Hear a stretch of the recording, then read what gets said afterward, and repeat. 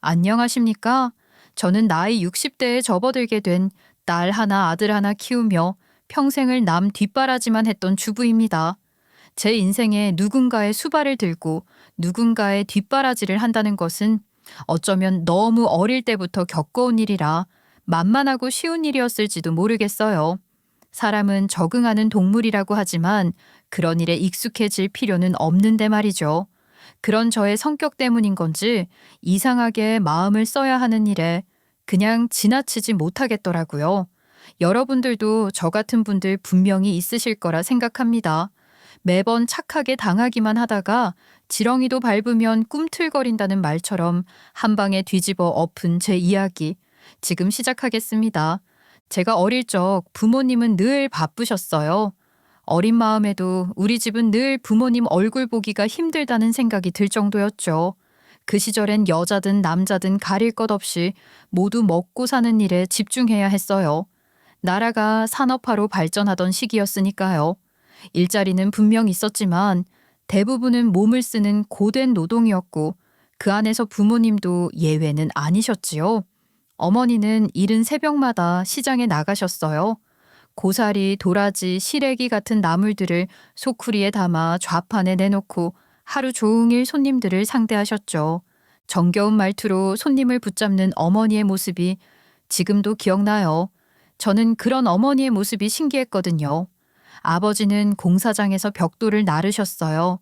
무거운 자재를 어깨에 메고 하루 종일 건설 현장을 오르락 내리락 하셨죠. 두 분 모두 하루를 온몸으로 버티셨고 그렇게 일해 번 돈은 고작 몇 푼이었어요. 나라에 세금은 내야 하고 생활비에 자식들 학교에 보내려면 쓸 돈도 많았는데 남는 게 거의 없었죠. 요즘 들어 쌀값이 또 올랐다는데 이거 대체 어디서 줄여야 하나 모르겠네. 내가 조금 더 일을 늘려봐야 하나. 자리가 있으면 좋으련만. 어머니는 시장에서 돌아오실 때마다 한숨 섞인 말로 현실을 토로하시곤 했습니다. 아버지는 성격이 유순한 분이셨어요. 남에게 싫은 소리를 못 하셨고 무슨 일이 있어도 화를 크게 내시지 않으셨죠. 하지만 밖에서 받는 스트레스는 결국 집으로 들어왔고 그건 고스란히 술로 풀리곤 했어요. 퇴근하고 돌아오시면 늘 김치를 꺼내놓고 막걸리를 드셨죠. 오늘도 이놈의 현장에서 별별 소리를 다 듣고 왔다. 내가 더럽고 치사해서 원. 하루 종일 시장에서 나물 팔아온 나도 죽겠는데 당신은 또 막걸리야? 애 좀 봐줘. 내가 사랑구실을 못하겠어 정말. 두 분의 말다툼은 매일처럼 반복됐고 저는 그 옆에서 조용히 앉아 있었어요. 어린 시절 제 곁엔 외할머니가 계셨어요. 부모님이 바쁘셔서 외할머니가 저를 돌보러 오셨거든요. 외할머니는 한글을 모르셨어요. 그래서 학교에서 숙제를 해오거나 가정통신문에 서명을 받아야 할 때면 늘 난감했죠. 할머니, 여기 확인 좀 해줘야 해요. 그냥 이름만 써도 돼. 얘야, 나는 그런 건 몰라. 선생님한테 말 잘해서 내 대신 써달라고 해봐라. 그래도 저는 그런 시간이 싫지 않았어요. 할머니는 늘 따뜻했고 밥도 잘 챙겨주셨죠. 비록 대화가 많지는 않았지만 할머니가 곁에 있다는 것만으로도 마음이 편했어요. 우리 집은 조용했어요. 말수가 적고 웃음보다는 한숨이 더 많았죠. 아침마다 부모님은 무거운 표정으로 하루를 시작하셨어요. 오늘은 또 어떻게 살아야 하나 하는 표정으로 조용히 밥을 드시고 일터로 나가셨죠. 그럼에도 저는 감사했어요. 비록 매일이 팍팍하고 웃을 일은 없었지만 우리 가족이 함께 산다는 사실만으로도 충분했어요. 학교 친구들 중에는 부모님이 지방에서 일하시는 바람에 고모나 이모 집에 맡겨져 사는 아이들도 있었거든요. 저는 그래도 부모님과 함께 지낼 수 있었으니까요. 지금 돌아보면 제 유년 시절은 평범했어요. 누군가가 말하는 진득한 사랑을 듬뿍 받았던 것도 아니고 그렇다고 완전히 방치된 채 자란 것도 아니었어요. 남들이 먹는 만큼 먹고 자는 만큼 자고 그냥 그렇게 살아갔던 날들이었죠. 어떤 날은 그 평범함이 지루하기도 했고 어떤 날은 그 평범함 덕분에 안정감을 느끼기도 했어요. 누군가는 평범한 게 제일 어려운 거야 라고 했던 말처럼 저도 그 평범함 속에서 많은 걸 배웠던 것 같아요. 지금 생각해 보면 그 시절 부모님은 자신의 모든 것을 자식들에게 쏟아붓고 계셨던 거예요. 표현은 서툴렀고 따뜻한 말 한마디는 없었지만 하루하루를 묵묵히 버텨내며 가정을 지키기 위해 애쓰셨다는 걸 말이죠. 제가 중학생이 되었을 때도 세상은 크게 달라지지 않았습니다. 여학생이 공부를 잘해봤자 얼마나 성공을 하겠냐는 말, 그건 집 밖에서만이 아니라 교실 안에서도 쉽게 들을 수 있는 말이었죠.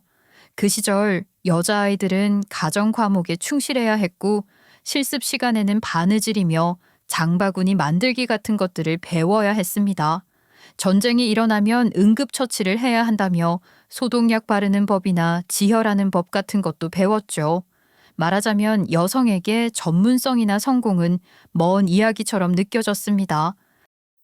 여자애가 뭘 그리 공부를 하니? 나중에 시집이나 잘 가면 되는 거지. 아예 안 그렇습니까, 어머님? 담임 선생님께서 학부모 상담 중에 저희 어머니께 하셨다는 말씀이었어요. 어머니는 그 얘기를 아무렇지도 않게 제게 전하시며 웃으셨죠. 아니 너무 스트레스 받지 말고 그냥 적당히 해. 괜히 남자애들보다 튀면 안 좋아. 어머니는 저를 위해 해주신 말씀이셨겠지만 그 말은 묘하게 마음을 짓눌렀습니다. 그래서였을까요? 어느 순간부터 저도 공부보다는 집안일을 더 염두에 두며 살게 되었어요. 언젠가는 가정을 돌봐야 하니까 지금부터 익혀두는 게 낫겠다고 스스로를 설득했죠.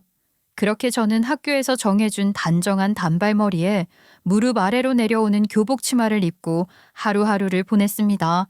그러던 어느 여름날이었습니다. 중학교 3학년 여름방학이 막 시작되던 무렵이었죠.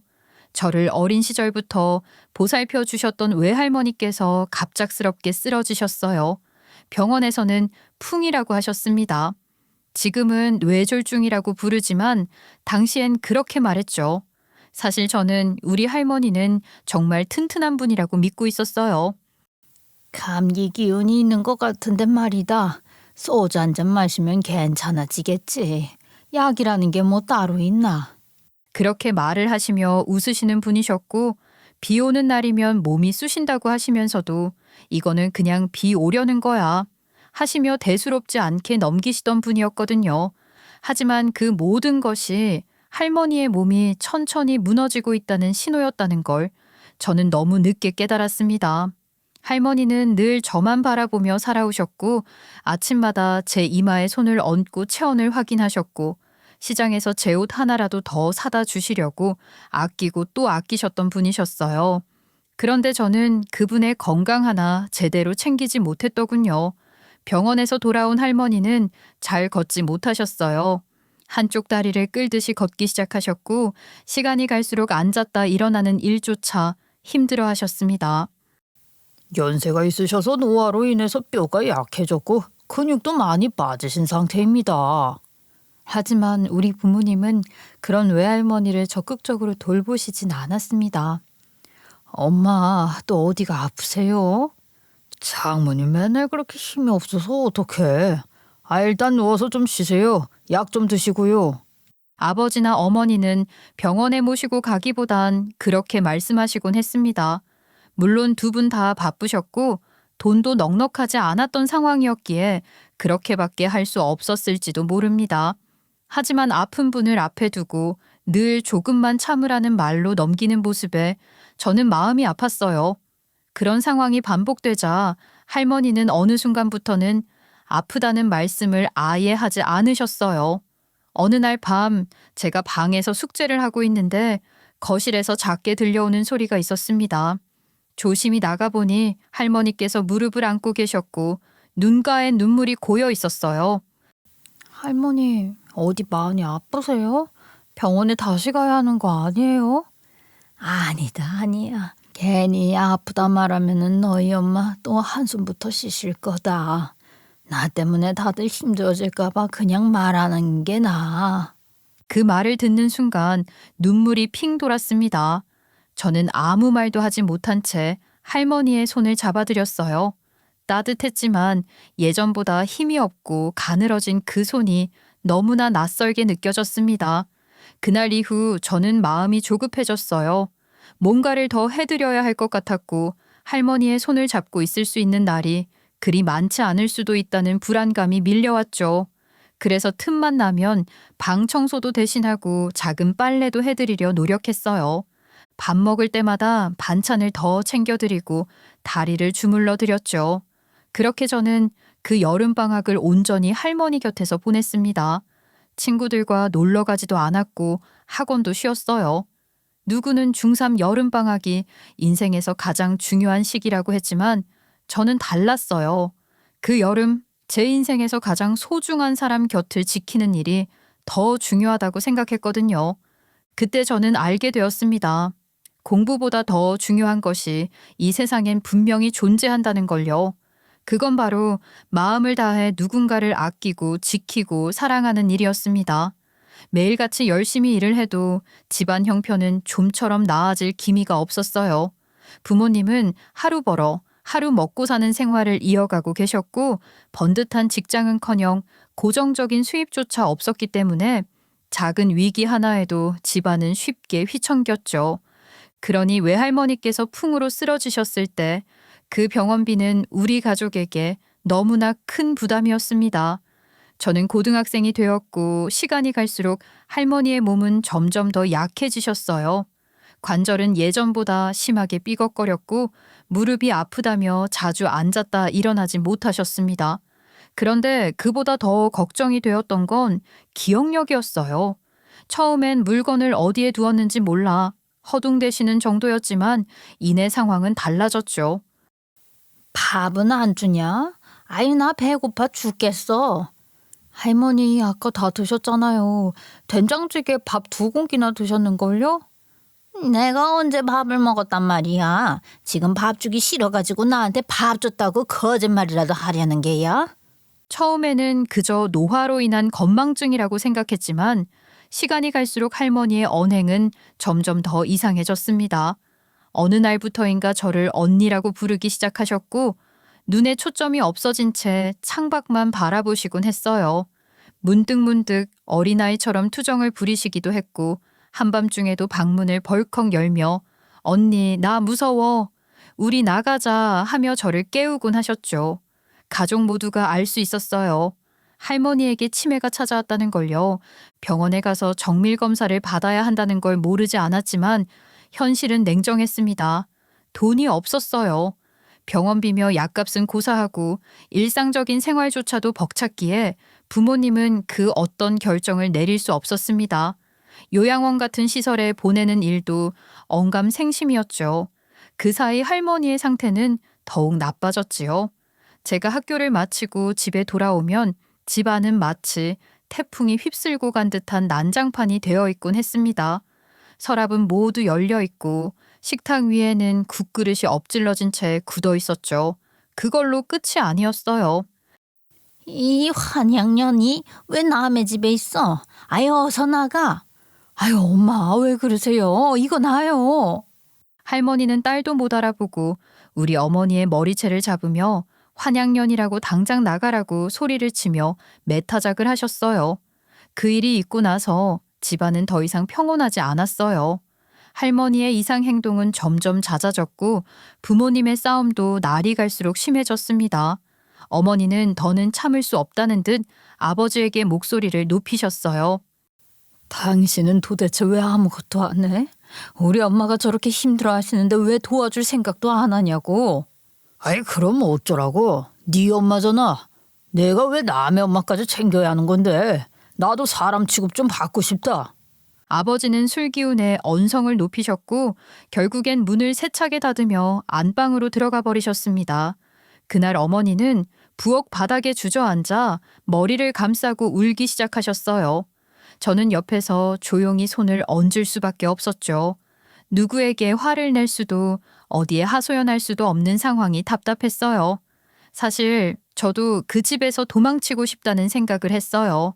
매일같이 싸움이 오가고 할머니는 점점 무너져가고 부모님은 서로를 탓하기 바빴으니까요. 그러던 어느 날이었습니다.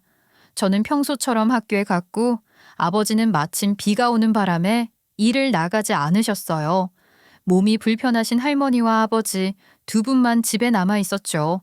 평소 막걸리를 드시면 감정이 격해지시는 아버지의 성격을 누구보다 잘 알고 계셨던 할머니는 제가 학교에 있는 동안 느린 걸음으로 조용히 집을 탈출하셨습니다. 그 자리를 피하고 싶다는 마음이셨겠죠. 저도 나중에야 알게 되었지만 그날은 유난히 비가 많이 왔고 길도 미끄러웠다고 했어요. 할머니는 우산도 없이 밖으로 나가셨다가 횡단보도를 건너는 길에 한 차량에 치이셨던 것입니다. 병원입니다. 보호자분이시죠? 어르신이 심정지 상태로 이송됐고 현재 상황이 매우 위중합니다. 의사는 할머니가 끝내 돌아가셨다는 소식을 전해주었습니다. 그렇게 단번에 우리 할머니가 세상을 떠나실 줄은 상상도 못했어요. 사람의 인생이라는 게 알 수 없는 거라지만 이렇게 허무하게 아무런 예고도 없이 끝날 수 있다는 사실이 너무 무섭고도 슬펐습니다. 어머니는 할머니의 죽음을 받아들이지 못하고 분노에 휩싸이셨어요. 장례식장에서 어머니는 떨리는 목소리로 아버지를 향해 소리쳤습니다. 당신이 그렇게 만들었잖아. 대체 얼마나 무섭게 굴었으면 우리 엄마가 몸도 불편한데 집을 나가야 했냐고. 아이 그게 왜 내 탓이야. 나는 아무 짓도 안 했어. 괜히 나한테 덮어씌우지 마. 아버지는 한껏 목소리를 높이시며 맞받아치셨고 결국 두 분은 또다시 싸움으로 번지게 되었어요. 하지만 이번 싸움은 예전과는 달랐습니다. 서로를 향한 원망과 분노가 너무 깊었고 결국 우리 부모님은 이 일로 인해 이혼을 하게 되셨어요. 저는 엄마를 따라갔습니다. 할머니를 잃은 슬픔과 가족의 해체라는 충격 속에서도 제가 선택할 수 있는 건 그거 하나뿐이었어요. 엄마도 많이 지쳐 계셨고 한동안 무기력하게 지내셨어요. 저 역시 마음을 다잡기가 쉽지 않았습니다. 학교를 졸업한 후 바로 취업을 해야 했고 20살이 되자마자 공장에 들어가 일을 시작했죠. 하루하루가 정신없이 흘러갔고 그 무렵 엄마는 새로운 사람을 만나 재혼을 하셨어요. 마음이 복잡했습니다. 저만 여전히 제자리인 것 같은데 엄마는 새로운 가정을 꾸리신다는 게 선뜻 받아들여지지 않았죠. 저는 그때부터 혼자 살기 시작했고 어쩌면 혼자라는 감정에도 점차 익숙해지고 있었죠. 어쩌면 그 모든 게 제 몸에 배어 있었는지도 모르겠습니다. 어린 시절부터 자연스럽게 익혀버린 돌봄이라는 습관 말이에요. 저는 학생이었고 전문적으로 누군가를 간호할 수 있는 능력이 있었던 건 아니었어요. 그럼에도 불구하고 지나고 나서 돌이켜보니 제가 집에서 했던 일들이 생각보다 많더라고요. 혼자 살게 되고 나서야 깨달았어요. 하루가 길더라고요. 일을 마치고 집에 돌아오면 이제는 제게 아무도 기대지 않는다는 현실이 오히려 낯설게 느껴졌습니다.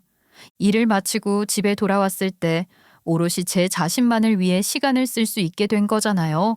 처음엔 조금은 좋기도 했죠. 하지만 이상하게도 어느 순간부터 혼자라는 감각이 마음속 깊은 곳까지 스며들더라고요. 텅 빈 방 안에서 외로움이 밀려올 때면 숨이 턱 막히는 기분이었어요. 그래서인지 저는 일을 열심히 했습니다. 맡겨진 일은 꼭 끝까지 마쳐야 직성이 풀렸어요. 누가 시키지 않아도 남은 정리를 깔끔히 하고 퇴근했고 팀원들에게 피해를 주지 않으려 늘 다음 순서를 고려했어요.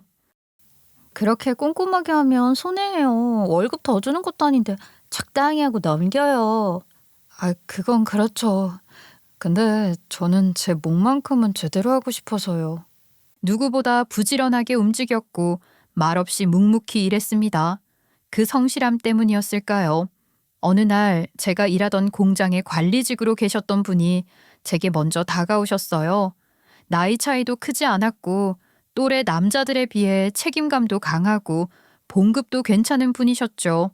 처음엔 그분이 다가온다는 게 조금 낯설었어요. 저는 그런 감정에 오랜 시간 무심하게 살아왔으니까요. 그런데 그 사람은 투박한 말투로 제게 말을 건넸어요. 성실한 모습에 반했습니다. 그런 여성이라면 저와 함께 미래를 그려내기 충분하다는 생각도 들고요. 저랑 연애 한번 해보시겠습니까? 그 시절 저는 공허함에 치를 떨며 살아가고 있었거든요. 누군가를 돌봐야 했던 시간도 끝나고 가족도 해체되고 세상에 홀로 남겨진 기분으로 지내던 그때 그 사람이 내민 손이 마치 놓치면 안 될 어떤 줄 같았어요. 그래서 저는 그 손을 잡았습니다. 어찌 보면 그 손을 그렇게 덥석 잡는 게 아니었을지도 모르겠습니다. 너무 급하게, 너무 성급하게 내민 손을 붙잡았던 게 아닐까 지금 생각하면 그런 후회가 밀려올 때가 있어요. 저는 남편과 연애를 시작한 지 고작 5개월 만에 결혼을 했습니다. 지금 와서 돌아보면 정말 초고속 결혼이었죠. 사실 제 나이가 아주 어리다고 볼 수는 없었던 터라 저 자신도 조금은 조바심이 났던 것 같아요. 안정된 직장이 있고 나를 좋아해주는 사람이 나타났을 때 지금이 기회다 싶었죠. 남들처럼 가정을 꾸리고 나도 이젠 외롭지 않게 살 수 있지 않을까 하는 기대가 있었던 것도 사실입니다. 하지만 결혼을 하고 나서야 알았어요. 남편과의 결혼 생활은 제가 겪어온 삶과 별반 다르지 않다는 걸요. 이번 달에 월급이 이만치밖에 안 들어왔어? 이걸로 어떻게 생활을 해야 할지. 원래 월급이라는 건 들어오자마자 슉 하고 순식간에 빠져나가는 법이라잖아. 집 대출금이랑 이것저것 나가면 남는 게 없어. 남편이 말하던 그 이것저것이 뭔지 결혼하고 나서야 하나둘 알게 됐어요. 남편은 시어머니와 함께 살고 있는 집의 대출금을 갚고 있었고 이미 시집간 여동생에게도 몰래 용돈을 보내고 있었습니다. 아무리 동생이라지만 우리가 여유가 있는 것도 아닌데 왜 몰래 돈을 보내? 걔가 아직 자리를 못 잡았잖아. 형편 좀 나아지면 안 보낼 거야. 그 정도도 못해? 내 동생인데. 결혼 전에 남편과 데이트할 때 그는 언제나 비용을 꼼꼼히 계산하고 하나라도 아끼려는 모습을 보였어요. 저는 그래서 이 사람이 알뜰하게 살림을 잘 꾸리는 사람이구나. 나중에 결혼하면 든든하겠구나 생각했던 거죠. 그런데 실상은 남들에게 짠돌이처럼 굴어도 본인 가족에게는 아끼지 않는다는 의미였다는 걸 알게 되었을 때 마음 한켠이 싸해졌습니다. 게다가 시누이가 결혼한 뒤 시어머니와 단둘이 살 집을 다시 구한 상태였기 때문에 우리가 결혼을 했다고 해서 새 집을 구할 여유도 없었어요. 이 집에서 그냥 같이 지내면 되지. 방도 따로 있고 불편할 거 없어. 며느리가 됐으면 시어머니와도 잘 지낼 생각을 해야 하는 거 아니야? 남편은 그렇게 태연하게 말했지만 그건 오직 본인 입장에서만 불편할 거 없는 상황이었죠. 결국 저는 결혼하자마자 신혼이라는 것도 없이 시어머니와의 동거를 시작해야 했어요. 방 2칸짜리 집에서 시어머니는 마치 안방 주인처럼 중심을 잡고 있었고 저는 그 옆에서 최대한 티내지 않고 지내야 했습니다. 만약 제 나이가 3, 4살만 어렸다면 아마 이런 결혼은 하지 않았을 거예요. 아직 젊으니까 조금 더 기다려보자. 좋은 사람은 언젠가 나타날 거야. 그렇게 자신에게 말하며 시간을 벌 수 있었겠죠. 하지만 저는 30을 목전에 둔 29이었고 주변 친구들은 이미 2, 3씩 아이를 낳고 육아 이야기를 하며 살고 있었어요. 그 조급함이 제 판단을 흐리게 했던 건지도 모르겠습니다. 에휴, 요즘 애들은 밥도 제대로 못 짓고 살림도 못하니 걱정이 많다니까. 우리 며느리한테는 내가 어느 정도까지 기대를 해도 되려나? 그 말이 저를 향한 것이라는 걸 굳이 설명하지 않아도 알 수 있었어요.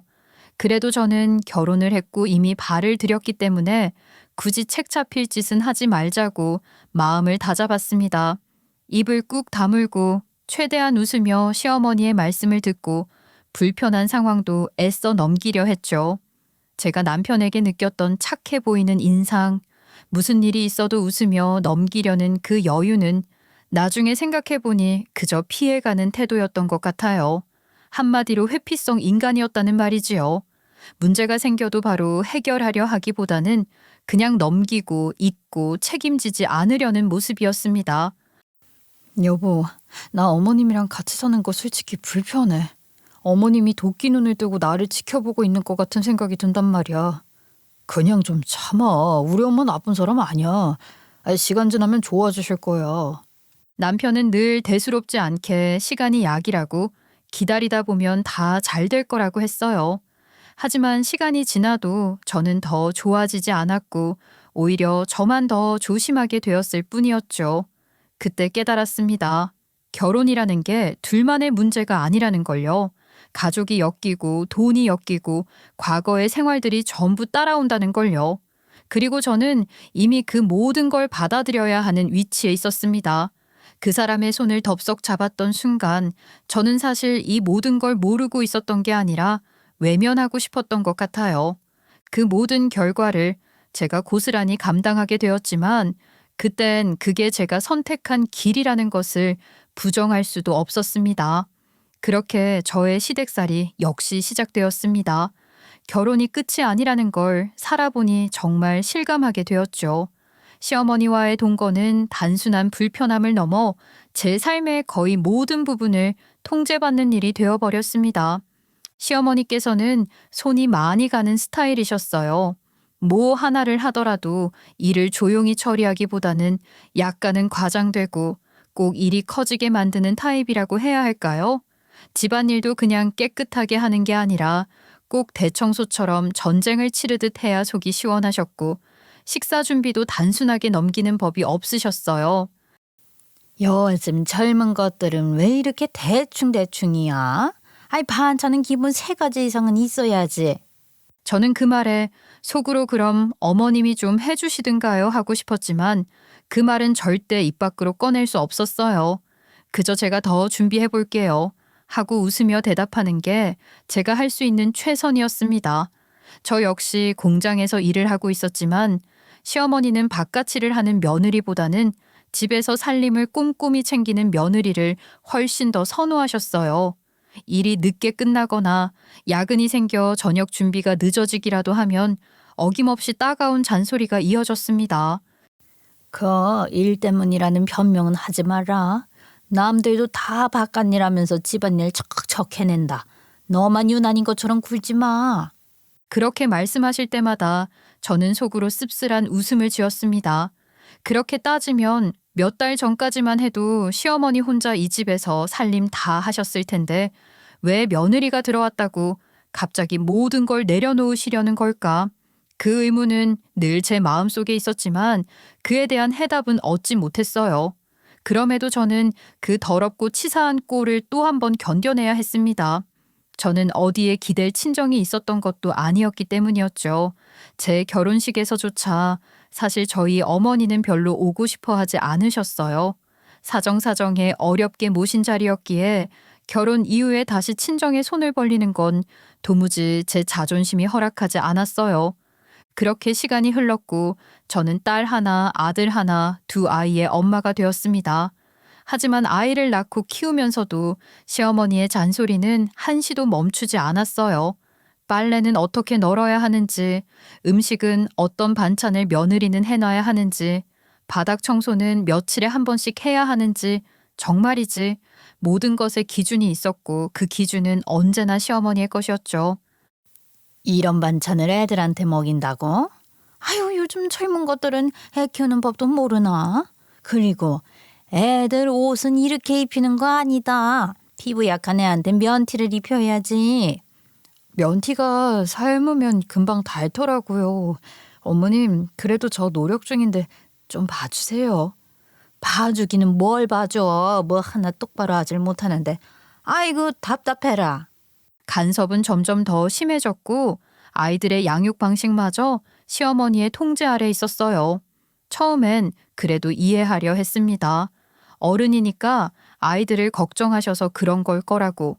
하지만 그마저도 오래가지 않았어요. 언젠가부터 시누이조차도 집에 오지 않게 되었죠. 시누이는 모든 걸 저에게 맡기고 명절에 간신히 얼굴 한번 보는 수준이 되었고 그나마도 전화 한 통 없이 지나가는 일이 많아졌어요. 귀찮음을 떠맡지 않으려고 멀어진 시누이의 태도에 마음이 씁쓸했지만 한편으론 이해도 됐어요. 누구라도 그 잔소리의 폭풍 속에 들어가고 싶은 사람은 없을 테니까요. 그렇게 제 나이 40 중반을 넘기고 있던 어느 날 우리 시어머니가 갑자기 쓰러지셨습니다. 식사 중에 밥을 한 입 드시던 시어머니께서 갑자기 젓가락을 떨어뜨리시고 입가에 거품을 물며 몸을 비틀기 시작하셨어요. 엄마 괜찮으세요? 정신 좀 차려보세요. 남편과 아이들이 놀라 뛰쳐나왔고 가족 모두가 당황해하며 소리쳤습니다. 하지만 저는 오히려 그 순간 침착해졌어요. 할머니를 돌봤던 경험 때문인지 시어머니의 증상을 보는 순간 바로 알 수 있었죠. 이건 풍이었어요. 여보, 119 불러 지금 당장. 한쪽 얼굴이 처졌고 말도 제대로 못하시잖아. 얼른 병원 가야 해. 그 순간 묘한 감정이 제 안에서 올라왔습니다. 15년 넘게 저를 쥐락펴락하며 살림의 주인 행세를 하셨던 어머님이 이제는 제 손에 의해 병원으로 실려가야 하는 입장이 되었다는 것 슬펐냐고요? 분명 당황스럽고 안타까운 마음도 있었지만 저는 그보다 더 복잡한 감정에 사로잡혔어요. 긴 세월 동안 시어머니 밑에서 참고 또 참으며 살았던 날들이 주마등처럼 스쳐갔거든요. 그렇게 바로 병원에 모셨지만 역시나 사람 몸이라는 게 한번 망가지면 되돌리기란 너무 어려운 일이었어요. 시어머니는 병원 응급실에서 검사와 처치를 받은 뒤 중환자실로 옮겨졌고 의사 선생님은 조심스럽게 말씀하셨습니다. 환자분은 중증도 이상의 뇌졸중입니다. 이미 반신이 마비된 상태고 회복이 가능하더라도 시간이 많이 걸릴 겁니다. 그 말 그대로 우리 시어머니는 외할머니보다도 증상이 심했습니다. 몸의 왼편을 아예 쓸 수 없게 되어버렸고 특히 왼쪽 다리는 끝내 굽혀지지 않았어요. 왼쪽 팔도 어깨 위로 들지 못하셨죠. 하루하루 몸이 말을 듣지 않는 상황이 이어졌고 시어머니의 성격상 그런 현실을 순순히 받아들이지 못하시는 건 당연한 일이었습니다. 점점 성질을 부리는 날이 많아졌고 저 없이는 아무것도 하시지 않게 되었고 거의 모든 걸 저에게 맡기셨습니다. 화장실에 가실 때도 식사하실 때도 잠자리에 드실 때도 제 손을 붙잡고 계셔야만 안심하셨어요. 예, 너 없이는 못 자겠어. 꼭 옆에 있어줘. 알았지? 그 말이 처음엔 안쓰러웠지만 나중엔 버거워지기 시작했어요. 저는 아이들을 낳고 키우는 동안 일도 그만두고 집에 전념했었어요. 그리고 아이들이 중학생이 되면서 이제 좀 나를 위한 시간이 생기겠구나 싶었는데 그 즈음에 시어머니가 쓰러지셨고 다시금 저는 집안에 묶이게 되었던 겁니다. 남편과 시누이는 처음에는 고마워하며 부탁이 아닌 강요처럼 말했어요. 당분간만 부탁할게. 당신 아니면 어머니가 힘드실 것 같아서. 우리 엄마가 당신이라면 의지를 잘 하시잖아. 당신이 해줘야지. 언니, 미안해요. 엄마 곁에 누군가 있어줘야 하잖아요. 근데 나는 이런 걸 참 잘 못해서. 당분간은 무기한이 되었고 두 사람 모두 시어머니의 병수발을 제 몫으로 굳혀버렸습니다. 언제부턴가는 고맙다는 말조차 들리지 않았고 저는 마치 의무적으로 그 일을 해야 하는 사람처럼 취급받게 되었어요.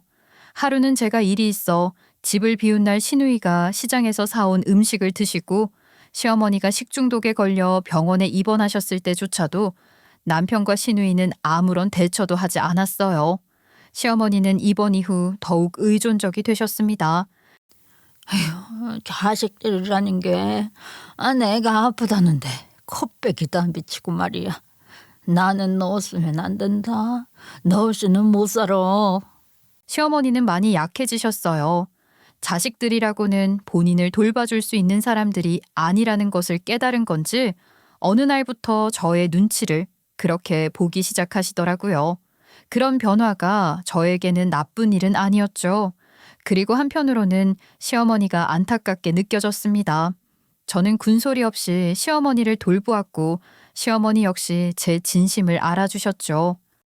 미안하다. 그동안 며느리답시고 너한테 너무 많이 화를 내고 괴롭혔던 것 같아. 아들을 위한다는 핑계로 내가 질투가 많았던 거야. 너는 아무 잘못 없었는데 내가 아프고 늙고 하다 보니까 느껴지는구나. 이 집안에서 정말 나를 생각해줬던 거는 너 하나뿐이라고. 저는 조용히 고개를 끄덕였어요. 위로의 말은 꺼내지 못했습니다. 그건 시어머니의 사과이자 고백이었으니까요. 그렇게 제 나이는 어느덧 60이 되었습니다. 세월이 흘러 저도 이제 몸이 예전 같지 않았어요. 관절이 아프고 허리도 자주 삐끗하곤 했죠. 그런데도 여전히 휠체어에 의지해야 하는 시어머니는 저만을 의지하셨고 자식들은 제게 손주까지 맡기려 들었어요. 손주들은 예뻤지만 저는 점점 한계에 다다르고 있었어요. 그리고 결국 어느 날 남편에게 조심스럽게 말을 꺼냈습니다. 여보, 나 이제 정말 힘들어. 어머니 모시는 거 이제는 나 혼자 감당 못하겠어. 그러면 어떡해? 이제 와서 누가 우리 엄마를 맡을 수 있겠어? 남편은 허튼 소리 하지 말라고 요양원 비용부터 시간까지 하나하나 따지고 드는데 어떻게 다른 사람도 아니고 지 엄마한테 그렇게 계산적이게 굴 수 있는가 싶더라고요. 그래서 저는 신우이에게 전화를 걸었습니다. 아가씨, 저도 더는 힘들어서 못하겠어요. 어머님 요양원에 모시는 걸로 해요. 이제 제 몸도 안 따라준다고요. 어머, 언니 웃긴다. 여태까지 잘해놓고 이제 와서 왜 그래? 평소 말 듣는 게 뭐가 그렇게 힘들다고 지쳐. 언니네 엄마였어도 요양원에 모셨을 거야? 사람이 정말 못됐다. 우리 엄마가 요양원 가면 얼마나 쓸쓸하겠어. 언니가 해. 언니는 며느리잖아. 당연히 그런 일을 맡아서 해야 하는 존재 아니야? 내가 지금까지 어머님을 어떻게 모셨는지 아가씨가 정말 몰라서 그래요. 누가 모른대? 근데 언니가 당연히 해야 할 존재잖아. 언니 몫이니까 언니가 잘 모시고 우리 엄마 불편한 거 없게 좀 해줘. 순간 제 온몸이 부들부들 떨렸습니다. 그동안 제가 감당해온 시간이 그 희생과 노력들이 그 한마디로 무시당하는 것 같았어요. 그래서 다음 날 저는 결단을 내렸습니다. 사실 그렇게까지 하고 싶진 않았어요. 내키는 일이 아니기도 했습니다. 하지만 저도 사람 아니겠어요? 마음이라는 게 늘 참고 참는다고 해서 무한정 견딜 수 있는 건 아니더라고요. 무엇보다도 신우이가 저에게 던졌던 그 말이 저의 결심을 굳히게 만들었죠. 평수발 드는 게 뭐가 힘들다고 지쳐? 언니는 엄마였어도 요양원에 모셨을 거야? 그 말이 제 가슴 속에 깊이 박혔습니다. 그래요, 결국 그 말이 제 결심을 굳히게 만들었어요. 그래, 너희 말대로 그렇게 쉬운 일이라면 너희가 한번 해보라고. 본인 엄마면서도 손끝 하나 까딱 안 하면서 남 탓만 하는 게 더 나쁜 거 아니야? 라는 생각이 샘솟았고 저는 실행에 옮겼습니다. 다음 날 아침 말없이 시어머니를 휠체어에 태우고 직접 운전대를 잡았습니다. 이를 악물고 말이지요. 신우이의 집 앞에 도착해서 저는 조심스럽게 시어머니를 휠체어에 태운 채 신우의 집 현관 앞에 모셨어요. 벨을 누르고 그대로 등을 돌렸습니다. 소위 말하는 벨트였어요. 그리고는 뒤도 돌아보지 않고 그대로 주차장으로 내려와 차에 시동을 걸었습니다. 황당하시죠? 어떻게 이런 일을 저지를 수 있는지 대단하다고 생각하시죠? 저도 그때는 잠시 미쳤었던 것 같습니다. 하지만 저도 이제 그만 누군가에게만 끝없이 희생하는 삶에서 벗어나고 싶다는 생각이 강하게 들었어요. 그렇게 집에 돌아왔습니다. 문을 열자마자 고요한 공기가 저를 맞이하더라고요. 이 집이 이렇게 조용했었나 싶을 정도로 말입니다. 한동안 정신없이 바쁘게 지냈던 탓인지 집안의 고요함이 오히려 낯설게 느껴지더라고요. 저는 시어머니와 함께 쓰던 방에 들어가 이부자리를 폈고 휴대폰을 무음으로 돌려두고 그대로 누워버렸어요. 아무도 제게 뭐라고 하지 않았고 누구도 저를 흔들어 깨우지 않았습니다. 깊고 깊은 단잠이었어요. 몸과 마음이 모두 녹아내리듯 스르르 잠들어 버렸죠. 얼마 만에 그렇게 잠을 잔 것인지 모를 정도로요. 오후가 되어 잠에서 깼지만 저는 휴대폰을 들여다보지 않았어요. 혼자 냉장고 문을 열어 남은 반찬을 탈탈 털어넣고 비빔밥을 만들었습니다. 그냥 그런대로 소박하게 한 끼를 해결하고 거실에 앉아 TV를 틀어놓고 멍하니 바라봤습니다. 그렇게 또다시 스르르 잠이 들어버렸어요. 그리고 그 다음날 아침 오랜만에 늦잠이라는 걸 자고 있었는데 누군가가 저를 세차게 흔들어 깨웠어요. 뻔했죠. 남편이었습니다. 남편 놈은 1박 2일로 친구들이랑 등산 여행을 다녀온 참이었습니다. 남편이 집을 비운 사이였기 때문에 제가 그런 사고를 칠 수 있었던 것이기도 하고요. 저는 태연하게 남편에게 말을 했어요. 왜 깨워? 아이 무슨 일 있어? 전화는 왜 안 받아? 아니 우리 어머니 어디 갔어? 당신 정말 미쳤어? 아이 우리 엄마를 동생 집 앞에다가 그냥 두고 온 게 사실이냐고. 내가 못하겠다고 했잖아. 더 이상 힘에 붙여서 병수발 드는 거 못하겠다고 했잖아. 요양원에 보내자니까 안 된다며. 아이 그렇다고 우리 엄마를 동생 집에 두고 오는 건 잘한 짓이야? 왜? 뭐가 문제인데? 자식 집에 가는 건데 뭐가 문제냐고. 아가씨가 그러더라. 병수발 드는 게 뭐가 그렇게 힘든 일이냐고. 그렇게 쉬운 것 같으면 아가씨가 한번 해보시라고 어머님 모셔다 드리고 왔는데. 어디서 큰 소리야? 큰 소리는. 아이 이런 짓을 해놓고 도대체 전화는 또 왜 안 받아? 어제부터 내 동생이 춥겠다고 아이 미치겠다고 전화를 하는데 왜 한 통도 안 받냐고. 아 무음으로 해놔서 몰랐네. 그제서야 슬쩍 휴대폰을 들여다보니까 화면에 신우이에게서 온 부재중 전화가 무려 100통이나 찍혀 있더라고요. 신우이, 남편, 그리고 시어머니 이름으로 된 부재중 메시지가 끝도 없이 찍혀 있었죠. 저는 태연하게 아무렇지 않은 얼굴로 남편을 쳐다보았습니다. 남편은 얼굴까지 벌겋게 달아올라서는 씩씩거리고 있더라고요. 지가 뭘 잘했다고 저런 얼굴을 하는 건지 기가 막혔죠. 지금 이 순간에 당당할 수 있는 사람은 저 하나밖에 없지 않겠습니까? 그동안 지들은 손 하나 까닥한 적 없으면서 고작 하루 시어머니의 병수발을 들었다고 우는 소리를 내는 시누이라니요. 뭘 그렇게 멀뚱멀뚱하게 쳐다보고 있어. 아 얼른 내 동생 집으로 가게. 나갈 준비나 해. 아이 거길 내가 왜 가야 하는데. 아 가고 싶으면 당신 혼자 가. 아 난 피곤해서 집에서 더 쉬고 싶으니까. 뭐라고? 아 당신 진짜 뭐 잘못 먹은 거야? 지금 우리 엄마 동생 집에 그냥 둔 거 알잖아. 근데 너는 여기서 두 다리 뻗고 잠이나 자겠다는 거냐고? 아니 안 그러던 사람이 왜 이러는 건데? 내가 뭘 어쨌다고 그렇게 소리를 질러대는 거야 진짜? 내가 그러면 안 되는 이유라도 있어? 아니 당신 왜 갑자기 이래? 우리 엄마가 지금 미쳐간다니까. 동생한테 막 2년 전엔 욕하고 밥이 질다 반찬이 짜다 집 더럽다 별말 다 하면서 화장실도 난장판 만들고 그랬다던데. 아 우리 집에서는 안 그랬었잖아. 그니까 우리가 모시고 와야지. 아 진짜 몰라도 아무것도 모르는구나. 정말 우리 집에 있을 땐 안 그러셨을 것 같아. 당신은 회사 은퇴하고 여기저기 놀러 다니느라 바빠서 몰랐겠지만 어머님은 우리 집에서도 똑같았어. 아가씨 집 가서도 그 성격 어디 가겠냐고. 남편은 할 말이 없어진 듯 고개를 돌렸습니다. 우리 집에서도 똑같이 그랬었다고 하니까 지도 할 말이 없는 거겠죠. 그러다 조용히 중얼중얼거리듯 말했어요. 그래도 내 동생이 죽겠대잖아. 아 지금까지 당신이 10수년 동안 잘해왔으면서 왜 그런지 모르겠어서 그래. 그래? 당신 눈에는 네 동생 죽겠는 꼴은 보여도 내가 힘들어 죽겠다는 꼴은 안 보였나 보네.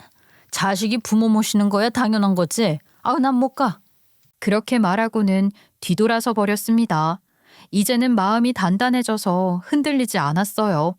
남편은 제가 가지 않겠다고 버티니까 지 혼자서는 시어머니를 모셔올 엄두가 나지 않는 건지 발만 동동 구르면서 나갈 생각은 하지 않더라고요. 이기적인 놈이지요. 그리고 그날 저녁이었습니다. 벨이 울리고 현관문을 열었더니 시누이가 눈이 벌개진 얼굴로 서 있었습니다. 숨을 몰아쉬며 들어선 시누이는 그대로 제 앞에 주저앉아 울먹이며 말했어요. 아유 언니 진짜 제발 나 좀 살려줘. 내가 잘못했어. 뭘요? 갑자기 다짜고짜 이러니까 무슨 말을 하는 건지 나는 하나도 모르겠네. 우리 엄마 도대체 왜 그러는 거야? 아우 나 진짜 죽겠어. 우리들도 할머니랑 못 살겠다고 난리야. 우리 남편은 이럴 거면 요양원에 보내지 왜 데려와서 이 지경이냐고 화를 냈고. 나 집에서도 눈치가 보여서 언니 더 이상은 못 있겠다니까. 고작 하루 지났거든요. 하루 만에 집에서 눈치가 보여서 못 들어가겠다니 아가씨 너무한 거 아니에요? 내가 언니 노고를 그동안 너무 무시했었나 봐. 언니가 알아봤다던 그 요양원 있잖아. 거기 어디야? 거기에 우리 엄마 모시자, 응? 저는 아주 기가 막혀서 웃음이 다 나올 지경이었어요. 신우이는 저를 보면서 애원을 하는 눈빛을 보내더라고요. 아가씨, 내가 요양원에 모시자고 할 땐 아가씨가 그랬잖아. 병수발 드는 게 뭐가 힘들다고. 지쳐요? 언니네 엄마였어도 그랬을 거예요? 라고.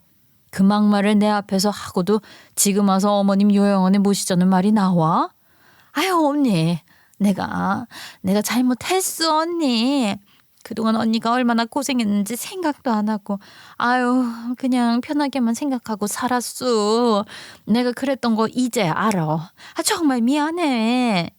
신우이가 정말 무릎까지 꿇고 싹싹 빌기 시작했어요. 제가 팔짱을 끼고 콧방귀를 끼자 보다 못한 남편 놈이 끼어들더라고요.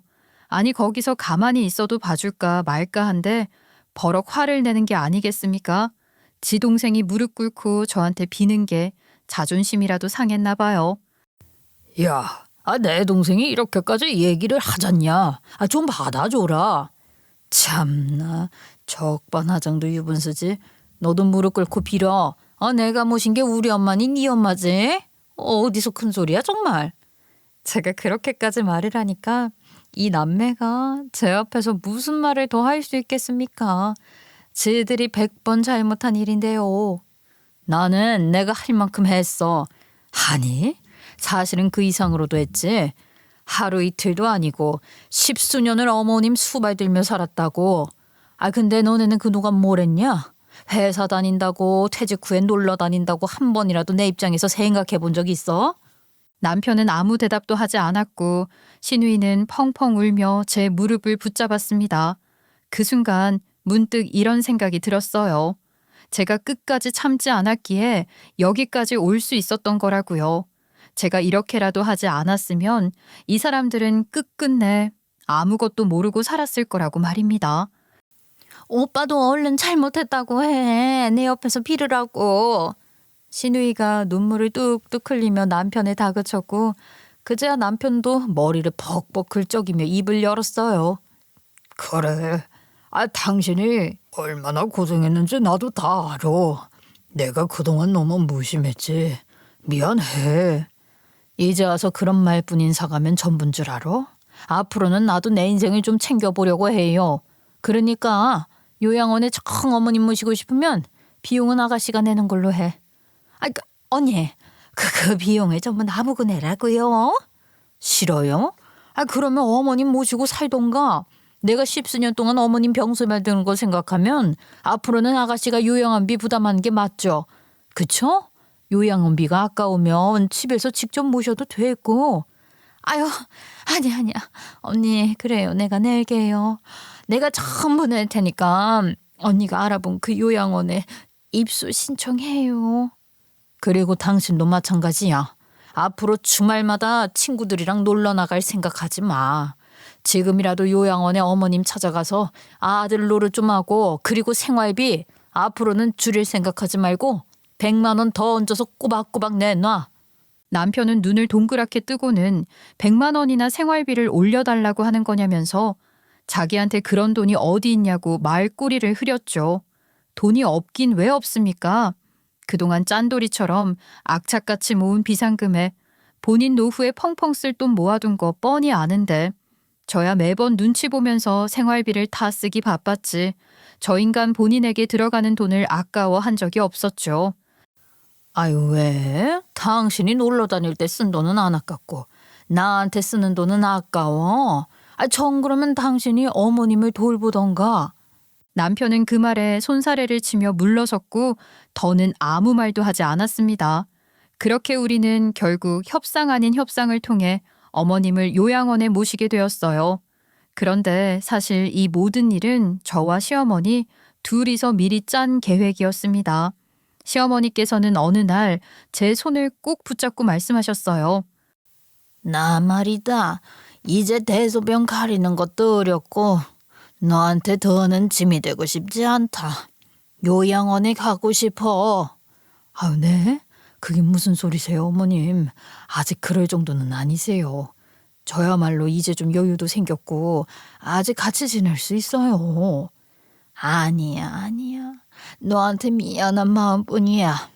내가 건강했을 때 너한테 얼마나 모질게 굴었는데 그거 아직도 이 마음에 걸린다. 그리고 요즘은 요양원도 엄청나게 좋다고 하더라. 그 말에 제 마음이 짠해졌어요. 솔직히 처음에 시어머니는 저에게 정말 독하게 대하셨던 분이셨어요. 사사건건 간섭하시고 집안일 하나에도 잔소리하시고 제가 웃는 꼴도 보기 싫다는 듯한 눈빛을 하셨던 분이셨죠. 하지만 아프고 난 이후로 시어머니는 정말 많이 달라지셨어요. 저에게 조심조심 말을 건네시고 눈치를 살피시고 어느 날은 불쑥 제 손을 잡고 미안하다 며느라이야. 네가 내 딸 같았으면 좋았을걸. 이렇게 말씀하셨던 적도 있었죠. 그 진심이 느껴졌기에 저는 병수발을 힘들어도 감내할 수 있었어요. 단지 억지로 며느리니까라는 책임감으로 한 것이 아니었죠. 정말 사람 대 사람으로서 정이라는 마음이 생긴 거였어요. 나는 이제 네가 나 없이도 쉴 수 있어야 한다고 생각해. 너를 위해서라도 요양원에 가야겠다. 저 혼자 결정할 수 있는 일은 아닌 것 같아요. 그러면 애아빠랑 아가씨랑 한번 상의는 해볼게요. 그렇게 시어머니께 말씀드렸고 시누이에게 전화를 걸게 되었던 거였죠. 그런데 문제는 그 시누이의 대답이었습니다. 언니네 엄마였어도 그렇게 했겠어요? 라는 그 말에 저도 시어머니도 할 말을 잃었습니다. 제 옆에서 그 말을 들으신 시어머니는 얼굴이 붉게 달아오르시며 말하셨어요. 지들은 내가 아픈 거 한 번이라도 들여다볼 생각은 안 했으면서 고생한 며느리한테 그따위 소리를 해? 아이고, 뭐가 어쩌고 어째? 내가 아주 본때를 보여주고 오야겠다. 나 좀 우리 딸 집 앞에 데려다 줘라. 어머님, 그러면 어머님만 더 힘들어질 수도 있어요. 기분이 상하실 수도 있고요. 아니다. 저 입만 산 것들한테 내가 직접 행동으로 보여줘야지. 나야 늙은 몸뚱아리라 쪽팔릴 것도 없지만 너는 이런 소리 듣게 해서는 안 되지. 결국 저는 시어머니를 휠체어에 태우고 조용히 시누이 집 앞에 데려다 드렸습니다. 그리고 배를 누르고 돌아왔던 것이었습니다. 그 후에 벌어진 일들은 모두 예상 밖이었지만 한편으로는 예상 가능한 일이기도 했습니다. 그들은 직접 겪기 전까진 절대 몰랐던 거예요. 제가 그동안 어떤 삶을 살아왔는지, 어떤 감정을 억누르며 버텼는지를요. 병수발이라는 게 단순히 하루 이틀 참아서 되는 게 아니라는 걸 이제서야 알게 되었을 겁니다. 그건 시간이고 체력이고 감정이고 무엇보다도 사람의 삶 그 자체라는 걸요. 시어머니께서는 저에게 딸보다 더 딸 같은 며느리라고 말을 해주셨고 믿어달라고 하셨습니다. 그래서 결국 제가 시어머니를 시누이네 집 앞에 모셔다 드리고 돌아왔던 거였고요. 제가 시누이 집에 시어머니를 모셔다 드렸던 그날 아침, 시어머니는 휠체어에 앉은 채로 눈을 반짝이며 말씀하셨어요. 오늘부터는 고년 집에서 효도받는다. 대신에 약속해라. 절대로 나 데리러 오지 않겠다고. 저는 그 표정을 보면서 이분이 진짜 작정하셨구나 싶었죠. 비장하게 떠나시던 그 뒷모습이 지금도 눈에 선합니다. 그리고 효과는 무척이나 빠르더라고요. 시어머니가 시누이 집에 도착하자마자 어떤 일이 벌어졌는지 시누이 입에서 이야기를 듣는데 정말 웃음이 비죽비죽 새어나올 뻔 했다니까요. 물은 컵으로 못 마시겠다며 시누이한테 숟가락으로 한 스푼씩 떠달라고 하셨다더군요. 밥이 질어서 이 집 벽에 딱 달라붙겠네 하시며 밥그릇을 벽에 던지셨다는 얘기도 들었습니다. 심지어 그날 저녁엔 일부러 이부자리에 실례까지 하셨다고 했어요. 새벽에 화장실 가고 싶다고 고래고래 소리를 지르시고 이불 새 걸로 안 갈아주냐? 이게 사람 사는 집이야? 하시며 시누이네 식구들을 들었다 놨다 하셨다고 하더라고요. 시누이는 미치겠다는 얼굴로 계속 저에게 전화를 걸어댔지만 저는 한 번도 받지 않았습니다. 결국에는 집에 찾아와 무릎까지 꿇고 빌게 된 것입니다. 아유, 언니, 제발 좀 도와줘. 나 진짜 죽겠어. 아니, 엄마가 사람을 잡겠어. 알겠어요. 그럼 이제 어머님을 집으로 모셔오자고요. 요양원 들어가시기 전까지는 우리 집에서 지내셔야 하지 않겠어요? 시누이는 고개를 주걱거리며 따라 나섰고 남편도 멀뚱멀뚱 아무 말 없이 뒤따랐습니다. 우리가 시누이 집에 도착했을 때 시어머니는 거실 소파에 앉아 리모컨을 손에 쥐고 계셨습니다. 저희가 들어서자마자 리모컨을 번쩍 들더니 그대로 휙 던지시더군요. 너는 나를 여기 두고 어딜 가는 거냐? 나 혼자 여기서 죽으란 말이야? 그러다가 제 얼굴을 보시곤 갑자기 우운한 얼굴로 바뀌셨어요. 아이고, 우리 며느리 왔어. 이야기는 잘 된 게야. 네, 어머님. 여기서 이러지 마시고 저희 집으로 다시 가요. 그러면은 나 요양원 보내줄 거야? 돈은 저 기집애가 내기로 한 거고. 네, 아가씨가 요양원 비용 전부 결제한대요. 그러니까 저희 집에 계시다가 그 자리 나면 요양원으로 가셔요. 저는 장난스럽게 대답했죠. 그 말에 시어머니는 곧장 남편을 향해 고개를 돌리시더니 버럭하셨어요. 너는 네 마누라 덕에 이렇게 안락한 집에서 밥 얻어먹고 사는 거야. 이 못난 놈. 어디서 마누라의 길을 바닥으로 알고. 어휴, 내가 저딴 걸 낳았다니. 혀를 끌끌 차시며 한마디 툭 던지시고 휠체어를 제 쪽으로 밀며 말씀하셨습니다. 가자. 아유, 이 집은 나랑 맞지도 않어. 사위놈이 얼마나 눈치를 주던지 밥도 못 먹겠어. 시누이와 남편은 두 눈이 동그래져서 말도 제대로 못했습니다. 입만 뻐끔거리다가 결국 고개를 숙였죠. 그렇게 저는 다시 시어머니를 집으로 모셔왔고 며칠 후 예정대로 요양원에 입소시키게 되었습니다. 제가 미리 알아두었던 곳이었고 시설도 좋고 직원들도 친절한 편이었기에 시어머니도 마음 편히 계실 수 있었어요. 요양원에 입소하는 날 시어머니는 제 손을 꼭 잡으시고 말씀하셨어요. 내가 너 아니었으면 여기까지 못 왔을 거다. 그동안 고생 많았다 내 며느리. 너무 자주 올 필요는 없지만 그래도 간간히 나랑 수다 떨어주러 올 거지? 아이고, 당연하죠, 어머니. 저도 어머님 없으면 심심할 텐데요. 어머님도 저랑 살아주셔서 고생 많으셨어요. 이제는 푹 쉬세요. 정말 편하게요. 그렇게 시어머니는 요양원에 들어가셨고 남편과 시누이는 그 이후로 제 눈치를 엄청 보면서 살고 있습니다. 남편은 제가 하라는 대로 100만 원을 꼬박꼬박 생활비로 더 내고 있고 시누이도 요양원비를 빠짐없이 송금하고 있지요. 남편 놈은 시어머니가 마지막 당부를 했던 것처럼 이제는 저를 바닥처럼 대하지 않아요. 이제야 정말 제 삶이 돌아온 것 같아요. 남이 만들어준 역할이 아니라 제가 선택한 위치에서 살아가는 느낌이랄까요. 시어머니와 저는 그 누구보다 더 특별한 관계가 되었습니다. 처음엔 남보다도 못했던 사이였지만 오히려 서로의 인생을 견디며 살아낸 시간 덕분에 이제는 가족 그 이상이 되었죠. 그것만으로도 이 오랜 싸움 같은 여정이 헛되지는 않았다고 믿고 있습니다. 제 이야기 끝까지 들어주셔서 감사합니다.